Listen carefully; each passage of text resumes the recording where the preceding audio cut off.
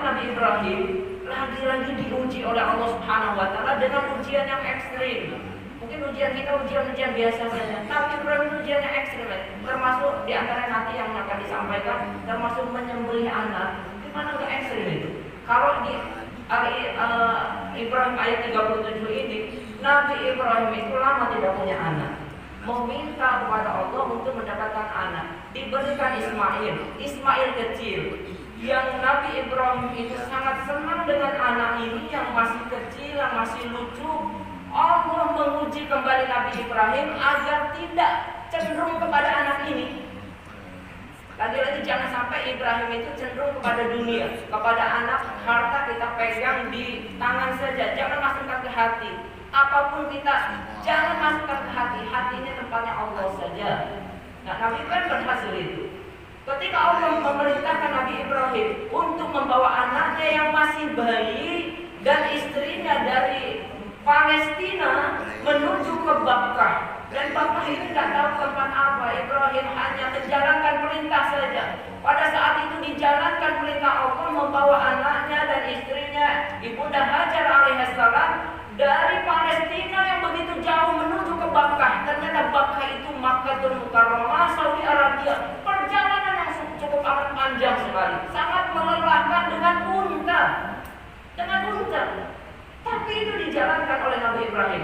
Dan ketika tahu Bakkah itu ternyata satu lembah yang tidak ada air, tidak ada buah-buahan, tidak ada makanan, tidak ada apa-apa, yang ada hanya bebatuan yang kering kerotangnya. Lalu Nabi Ibrahim melihat seperti ini, bagaimana ini?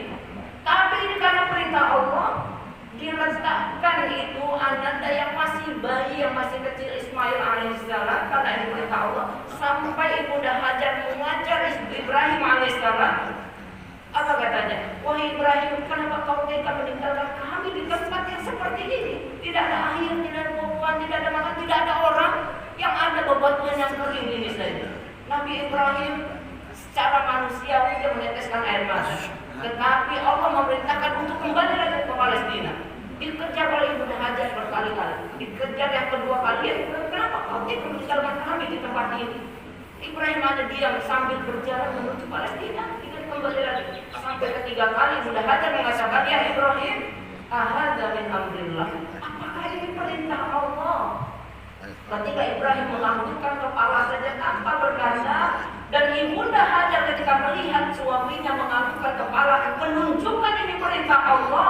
Lihat bagaimana Ibunda Hajar begitu yakin kalau ini perintah Allah. Wahai Ibrahim, tinggalkan kami di tempat ini.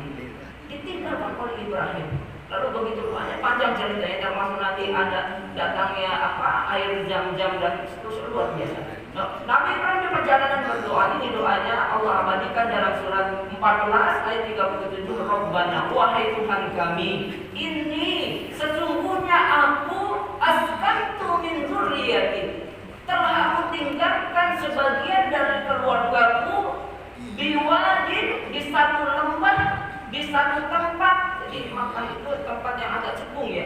Biwadin ghairi dzi zar'in, yang tidak ada air, tidak ada apa-apa, di sana tidak ada orang. Inda baitikal muharram, di sana tidak ada apa-apa, tidak ada air, tidak ada buah, tidak ada makanan, tidak ada orang. Tapi inda baitikal muharram, tapi letaknya persis di samping Baitul Haram yang dimuliakan. Jadi luar biasa nih, tempat itu ternyata persis di dekat Ka'bah, Makkahul Mukarramah itu. Lalu Rabbana liqimus shalah, wahai Tuhan kami, agar dengan itu mereka melakukan sholat.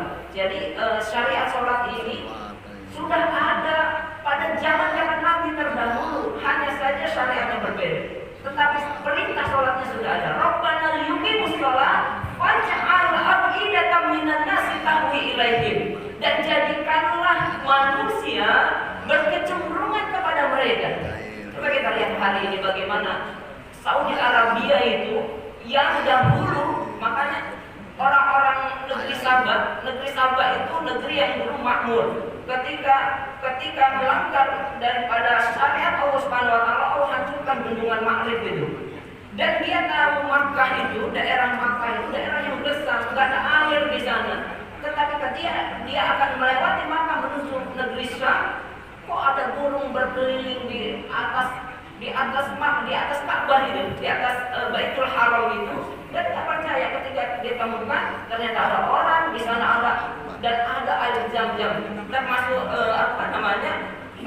syariat daripada sa'i berlari-lari kecil antara Safa dan Marwah itu adalah napaktilas dari perjalanan Ibunda Hajar untuk mencari-cari air. Mencari-cari air karena ananda Ismail itu sudah mulai kehausan. Bukit Safa ke Bukit Marwah, dari Marwah ke Bukit Safa sampai 7 kali. Dan setelah itu dia pun lelah menemui Ismail, ternyata tepat di kaki Ismail, dekat kaki Ismail air Zam-Zam. Hari ini sampai hari kiamat tidak akan sesat.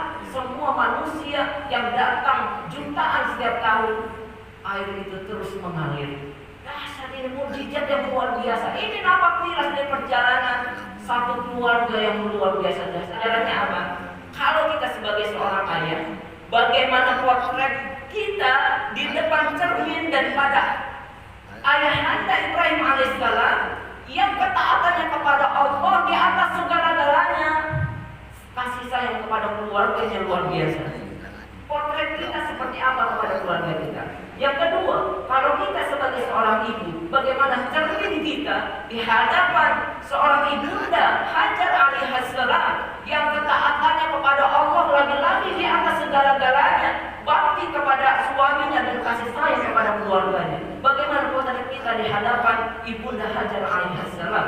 Kalau kita sebagai seorang anak, bagaimana potret kita di hadapan ananda Ismail alaihissalam